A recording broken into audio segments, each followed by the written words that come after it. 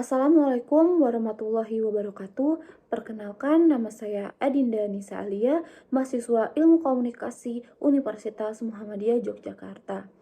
Peserta mata kuliah Metode Penelitian Komunikasi Kualitatif tahun 2024. Pada video ini saya akan menjelaskan tentang analisis framing. Analisis framing. Judul ini menjelaskan bahwa presentasi ini akan fokus pada analisis framing, yang mana merupakan cara untuk memahami bagaimana media mengkonstruksi realitas. Apa itu analisis framing?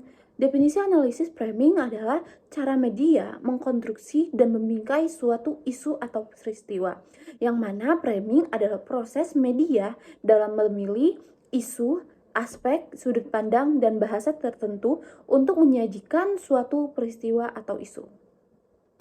Menurut Robert N. Eggman, analisis framing adalah proses seleksi dari berbagai aspek realitas, sehingga bagian tertentu dari peristiwa itu lebih menonjol dibandingkan aspek lain. Ia juga menyertakan penempatan informasi-informasi dalam konteks yang khas, sehingga sisi tertentu mendapatkan alokasi yang lebih besar daripada sisi lainnya. Fokus analisis. Yang pertama, bagaimana isu atau peristiwa didefinisikan.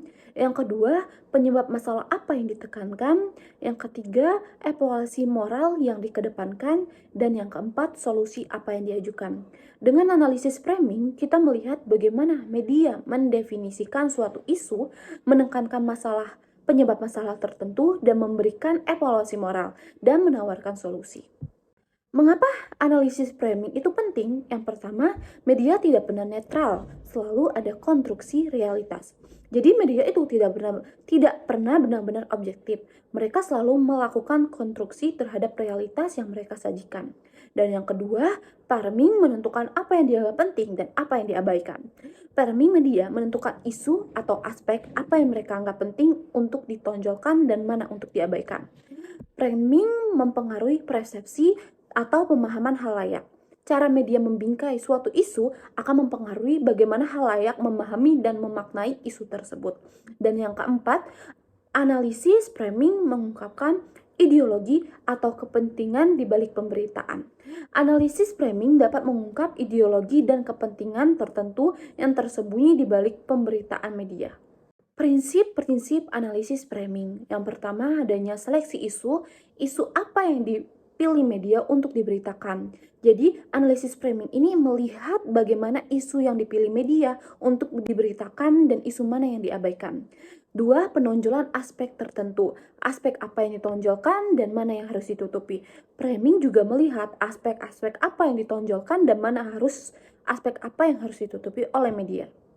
Dan yang ketiga adalah pembuatan koneksi.